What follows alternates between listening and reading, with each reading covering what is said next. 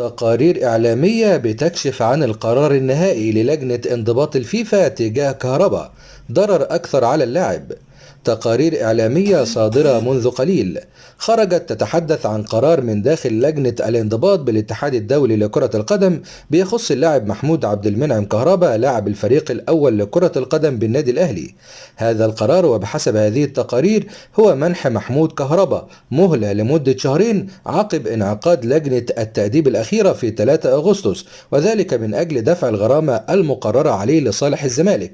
تلك الغرامة التي وصلت حتى الآن إلى 2 مليون و400 ألف دولار، إلى جانب غرامة تأخير قدرها 30 ألف فرنك سويسري.